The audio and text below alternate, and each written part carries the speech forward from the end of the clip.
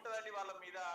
వాళ్ళు ప్రోటోకాల్ పాటించకపోతే మనకు వచ్చే నష్టమే ఉంది. లేదు మీరు ఇందాక ముఖ్యమంత్రిని వాళ్లే పక్కన పెడుతున్నారు అనే దానికి ఆయన చెప్పారు. డెఫినెట్ గా పక్కన పెట్టిండ్రు. It is a true. It is I am the witness, I witness.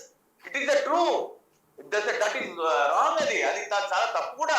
ముఖ్యమంత్రి గారు సైడ్ లో నిలబడి ఏదో ఒక దగ్గర ముఖ్యమంత్రి ఫోటో తీసుకుంటారు, పక్కన నిలబడి ఉంటారు మేడం. దానికి ఏమో అట్లా అంటే రాహుల్ గాంధీ గారి దగ్గర మొదట్లో ఏ ప్రధాన పత్రిక అంటే నమస్తే తెలంగాణలో వచ్చింటది మేడం. అది గతంలో వాళ్ళ అధికారంలో ఉన్నప్పుడు ఓన్లీ ముఖ్యమంత్రి ఉండేవాళ్ళు కదా, ఎవరు ఉండేవాళ్ళు కాదు. అట్లా అంటే రేవంత్ రెడ్డి గారు రాహుల్ గాంధీ గారిని జాయినింగ్ అప్పుడు అంతా జరిగినప్పుడు సీతక్క వీళ్ళందరూ దిగుతుంటే వెనక సైలెంట్ గా నిలబడ్డారు. నిలబడితే అప్పుడు కూడా వీళ్ళందరూ అదే కామెంట్లు వేసారు, ఏదో చేస్తామని పోయినవయ్యా, నిన్ను మూలను నిలబెట్టిర్రు, ఈడ ఉంటేనన్న వర్కింగ్ ప్రెసిడెంట్ ఏదో ఉంటుంటివి, ఆడికి పోయినాక ఏమీ లేదు, కాంగ్రెస్ నిన్ను తీసుకొని తొక్కి భూస్థాపితం చేస్తుంది అంటే భూస్థాపితం చేస్తుంది అన్న వాళ్ళకు కాంగ్రెస్ పార్టీ ఆయన ముఖ్యమంత్రిని చేసి సమాధానం చెప్పింది. సో కాంగ్రెస్ పార్టీలో ప్రజాస్వామ్యం ఉంది కాబట్టి పక్కన ఉన్న ఎక్కడున్నా ముఖ్యమంత్రి. బీఆర్ఎస్ పార్టీలో అట్లా ఉండదు, ఒకటే కేసీఆర్, మిగతా వెనకాల ఉండాల్సిందే కదా. అట్లా ఉండొచ్చామన్నా ఉంటే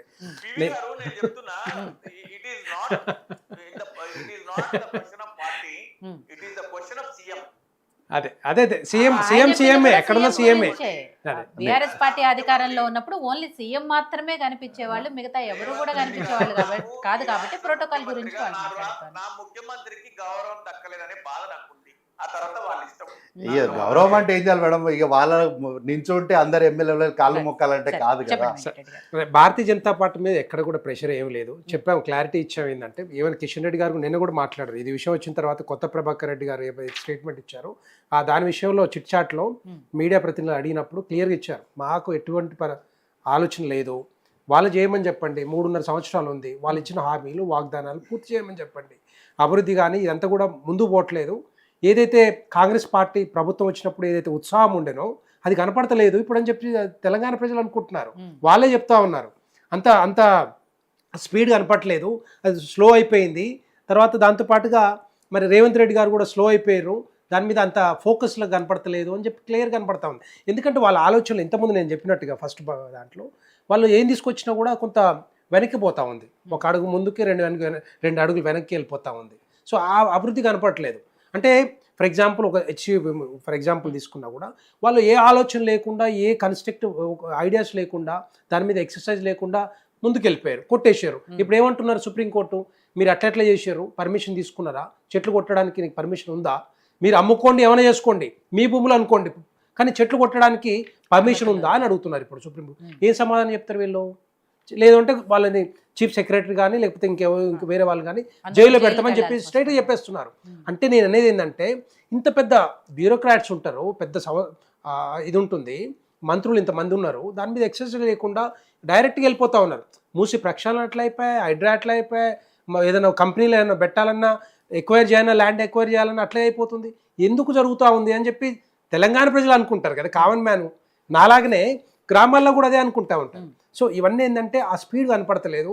ఇప్పటికీ 1.5 సంవత్సరం అయిపోయింది, ఇంకా 3.5 సంవత్సరాలు ఉంది. 3.5 సంవత్సరాలు 6 మంత్స్ తీసేయండి, ఎందుకంటే ఎలక్షన్కే పోతుంది అంతా కూడా. తర్వాత మధ్యలో రకరకాల ఎలక్షన్స్ వస్తాయి. ఇప్పుడు లోకల్ బాడీ ఎలక్షన్స్ వస్తాయి, మున్సిపల్ వస్తాయి, కార్పొరేషన్ ఎలక్షన్స్ వస్తాయి. ఇవన్నిటి కూడా మళ్ళీ కోడాటం వస్తుంది, అభివృద్ధి జరగదు అక్కడ.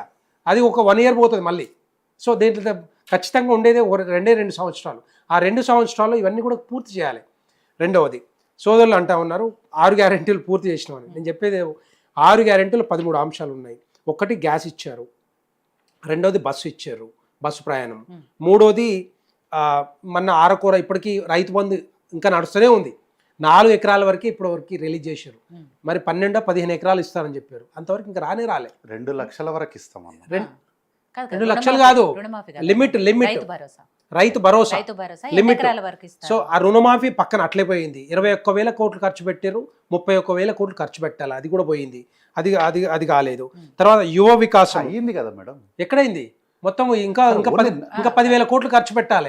టెక్నికల్ ఇష్యూస్ అని చెప్పి ఎప్పుడు పెడతారు? ఇంకా అదే అంటే మెల్లమెల్లగా ఇస్తుంటారా, రిలీజ్ చేస్తుంటారు.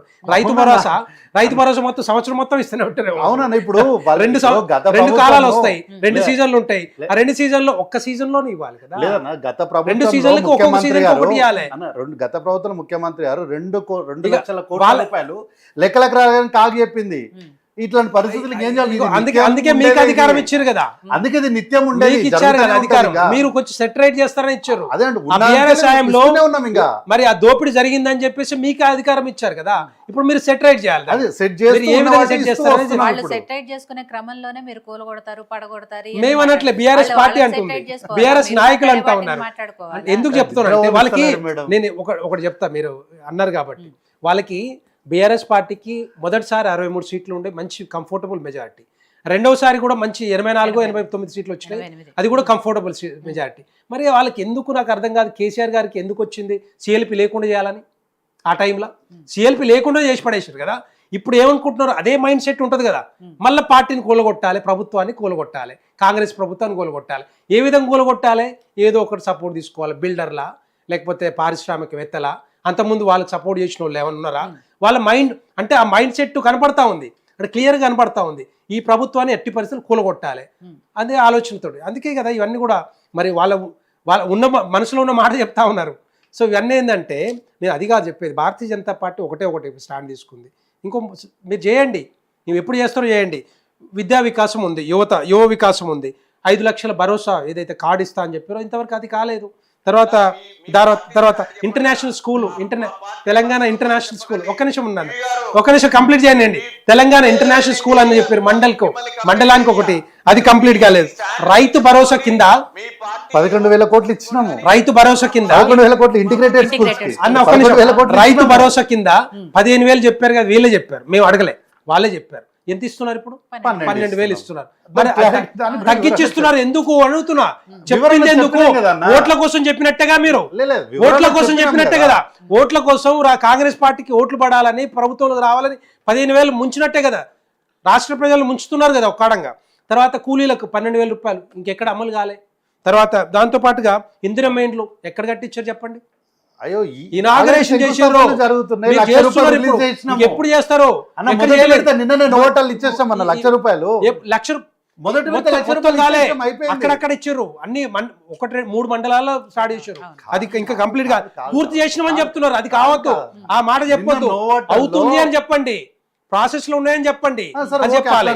తర్వాత చేయూత పథకం వీళ్ళు ఏమన్నారు, మేము రాగానే ఇమ్మీడియట్ గా 2,000 కాదు 4,000 రూపాయలు ఇస్తామని చెప్పారు. పెన్షన్ జరిగిందా? 15 నెలల నుంచి ఎదురుస్తూ ఉన్నారు వృద్ధులు. సో దాంతో పాటుగా 10 లక్షల ఆరోగ్యశ్రీ, అది ఎక్కడైతుందో ఏం జరుగుతుందో నాకు తెలియదు, కానీ 5 లక్షలైనా అవుతుందో లేదో, ఎందుకంటే ఈ 10 లక్షలల్లో 5 లక్షలు కేంద్ర ప్రభుత్వం ఆయుష్మాన్ భారత్ కింద ఇస్తా ఉంది, 5 లక్షలు రాష్ట్ర ప్రభుత్వం ఇస్తా ఉంది. ఇవన్నీ కాలే ఎక్కడ వీళ్ళు జరిగింది అన్న కూడా 13 అంశాలు 4 అంశాలు మాత్రమే ఇంప్లిమెంట్ అవుతున్నాయి, అది కూడా అటు ఇటు. ఈ గ్యాస్ ఒకటి, బస్సు ప్రయాణం ఒకటి, తర్వాత ఆ 2 తప్పితే ఎక్కడ కనపడలేదు. 200 యూనిట్ల కరెంట్, 200 యూనిట్లు అందరికి ఇస్తలేరు, మళ్ళీ అది కూడా రెంట్కు ఉన్నోళ్ళకి, కిరాయిలకు ఉన్నోళ్ళకి ఇస్తలేరు. కిరాయి బిల్లు ఉండదు, వాళ్ళకి బిల్లు ఉండదు, బిల్లు లేనప్పుడు మీరు ఎట్లా ఇస్తారు? వాళ్ళు కూడా ఓట్లేసారు మీకు. ఇవన్నీ కూడా ఏంటంటే సందిగ్ధంలో ఉన్నారు వీళ్ళు. అర్థమవుతుంది, తెలంగాణ వాళ్ళు మేము చెప్పాల్సిన అక్కర్లే, వాళ్ళే చెప్పుకుంటున్నారు, వాళ్ళే మాట్లాడుకుంటున్నారు. అందుకని రేపొద్దున కాంగ్రెస్ ప్రభుత్వం ఎక్కడ కూలుతుందో అని వీళ్ళు మాట్లాడుతున్నారు, వాళ్ళు మాట్లాడుతున్నారు. 2 పార్టీలు, బీఆర్ఎస్ పార్టీకి ఏమో అంతకుముందు వాళ్ళకి తెలుసు ఎట్లా కూలగొట్టాలి, ఏం చేయాలి, ఎట్లా వాళ్ళని తీసుకోవాలని ఆలోచనతో ఉండొచ్చేమో, ఆ మాట చెప్పొచ్చు, మనసులో ఉన్న మాట చెప్పొచ్చు. సో అదే బయటకు వస్తుందేమో. కానీ ఇంకా నేను అనేది ఏంటంటే, ఇప్పటికైనా ఫోకస్ పెట్టేసి అభివృద్ధి మీద కానీ సంక్షేమ పథకాలు ఏవైతే ఉన్నాయో వాళ్ళు చెప్పినాయి, మేము అనట్లేదు, వాళ్ళు చెప్పినే ముందుకు తీసుకెళ్లాల ఆలోచన. ఇన్వెస్ట్మెంట్స్ కానీ, జాబ్స్ కానీ, రకరకాల ఇష్యూస్ ఉన్నాయి ఇప్పుడు తెలంగాణ రాష్ట్రంలో, ఎక్కడ ముందుకు పోవట్లేదు. రియల్ ఎస్టేట్ మొత్తం కూడా డమాల్ అయిపోయింది, అంటే తీసుకునే నిర్ణయాల మీదనే రియల్ ఎస్టేట్ కూడా డిపెండ్ అవుతుంది కదా. సో డెఫినెట్ గా వాళ్ళు కూడా సపోర్ట్ చేయొచ్చు, కాంగ్రెస్ ప్రభుత్వం కూలగొట్టాలనే ఆలోచనతో ఉండొచ్చేమో. ఎందుకంటే వాళ్ళు రియల్ ఎస్టేట్ లో రియల్టర్స్ బిల్డర్స్ వేల కోట్లు సంపాదించారు, ఎక్కడ పడితే అక్కడ. ప్రభుత్వ భూములు కూడా మనకు తెలుసు, కోకపేట ఏరియాలో 100 కోట్లు ఎకరానికి పోయింది. సో గిట్లా ఏంటంటే బీఆర్ఎస్ పార్టీ పెద్ద గొప్ప ఏం చేయలేదు. వాళ్ళు ఏం చేశారు, వాళ్ళు సంక్షేమ పథకాలు ఏవైతే ఉన్నాయో, రైతు బంధు కానీ, రైతు భరోసా కళ్యాణ లక్ష్మి కానీ, ఈ బీమా కానీ, ఇవన్నీ కూడా ఏంటంటే ఈ లిక్కర్ మీద వచ్చిన ఆదాయంతోటే వాళ్ళు నడిపారు. ఇన్ని రోజుల నుంచి 14,000 కోట్ల నుంచి 38,000 కోట్ల రూపాయలకు తీసుకుపోయారు లిక్కర్ మీద ఆదాయం. దగ్గర 24,000 కోట్ల రూపాయలు ఖర్చు పెట్టి ఈరోజు బీఆర్ఎస్ ప్రభుత్వం చేసింది తప్పితే